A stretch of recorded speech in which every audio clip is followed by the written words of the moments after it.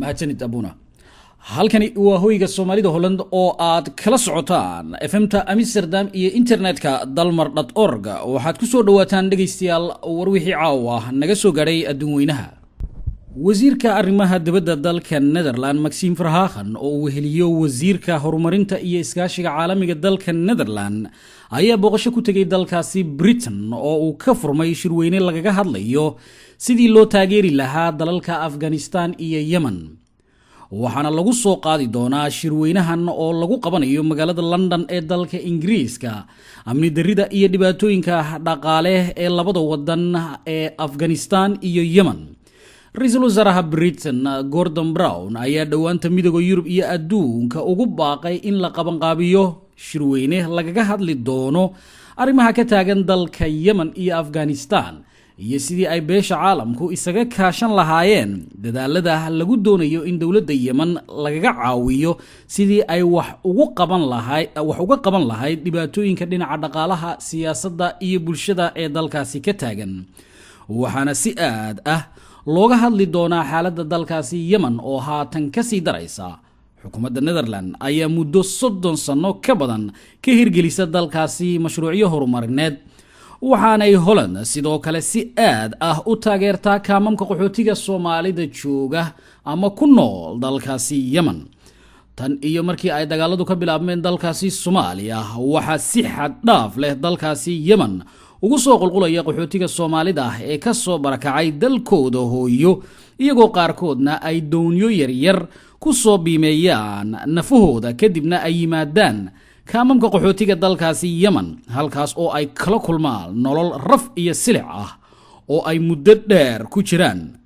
waxa kale oo halkaasi lagu marti qaaday madaxweynaha dalkaasi Afghanistan Hamid Karzai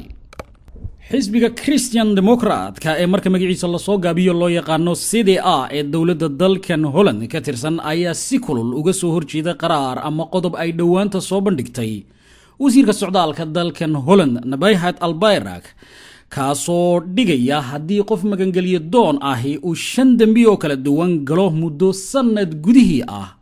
waa inta uu dacwada sugayay ee laga eri doono wadanka xisbiga Christian Democrat-ka ayaa qaba in haddii qof magangeliyo doon ahi sanadkiisa hore ee uu dacwada sugayo uu 2 dambi oo kaliya galo ama boolisku xidho in si toos ah wadanka marka saddexaad looga mastaafuriyo waxaanay taas u soo bandhigi doonaan golaha baarlamaanka dalka Netherland si loo ansixiyo arintaas wararka ka imaanaya dalkaasi Guatemala ayaa lagu soo waramayaa in jeelka loo taxaabay madaxweynihii hore ee dalkaasi Alfonso Portillo kadib markii ay soo shaacbaxday in uu wax isdaba mariyay intii uu talada dalkaasi hayay laanta sirdoonka ee dalka Guatemala ayaa daboolka ka qaaday in ay gacanta ku dhigeen madaxweynihii hore ee dalkaasi kadib codsiyo kaga yimi dalka Mareykanka Alfonso Portillo ayaa madaxweyne ka noqday dalka Guatemala intii u dhaxaysay 2000 ilaa 2004 waxaanu dalkiisa ka baxsaday markii lagu soo oogay dacwad inuu weecsaday ama jeebka ku shubtay lacag malaayiin ah oo dalkiisu lahaa waxaanu dhigtay lacagahaas baanan waaweyn oo ku yaala Mareykanka iyo Yurub Sri Lankana militariga ayaa la sheegay in ay isku wareejiyeen hoteelka uu degan yahay General Sarat Fonseca oo u tartamayay madaxtinimada dalkaasi waxaana haatan soo baxaya natiijooyinkii ugu horeysay ee doorashooyinka madaxtinimada oo guusha ay isla markiiba sheeganayso xukuumadda madaxweynaha dalkaasi Sri Lanka Mahinda Rajapakse inkastoo oo uu shaki badani hareeyay doorashada dawladda dalka Mareykanka ayaa xanibtay deeqdii waxbarasho ee ay ku kabi jirtay wasaaradda waxbarashada dalka Kenya Mareykanka ayaa sanad walba siin jiray wasaaradda waxbarashada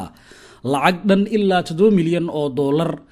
waxaana la joojiyay deeqdan sabab la xiriira musuqmaasuq ka dhex jira wasaaradda waxbarashada dalkaasi Kenya safiirka dawladda Mareykanka u fadhiya magaalada Nairobi Michael Reinberger waxa uu sheegay in siyaasiyiinta Kenya ay ku guuldareysteen in ay wax ka qabtaan musuqmaasuqa baahay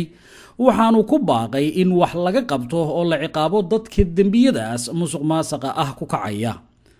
dhankiisana madaxweynaha Mareykanka Barack Obama ayaa markii ugu horeysay ka jawaabay fariintii uu soo diray hogaamiyaha ururka Al-Qaacida Osama bin Laden maalmo ka hor Obama ayaa sheegay in fariinta Osama ay muujinayso tabardarri soo wajahday ururka Al-Qaacida. waxaanu sheegay in hadallada cajaladaasi ka baxaya si fiican looga dheehan karo sida uu ururku u jilcay. jawaabta Obama ayaa timi mar uu waraysi siinayay telefishinka ABC.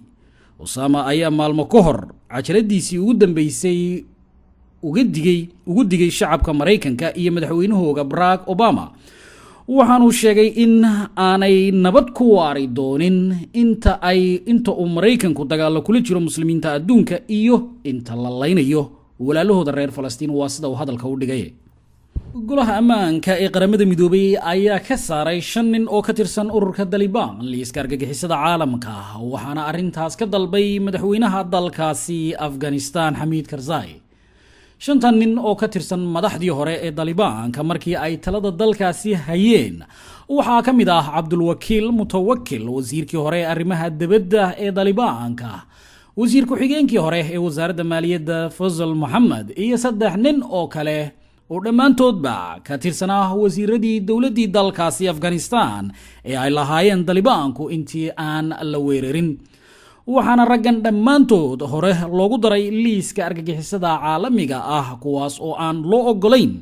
in ay adduunka u dhoofaan lana soo qabqabto meel kasta oo ay joogaan. dhowaanta ayay wada hadal la galeen madaxweynaha dalkaasi Afghanistan oo ugu ballan qaaday in laga saari doono liiska argagixisada haddii ay marka hore miiska wada hadallada soo fadhiistaan nabadana ka shaqeeyaan. halkaad warka kala socotaana waa hoyga Soomaalida Holland oo idinka baaqaya FMta Amsterdam iyo internetka dalmar.org.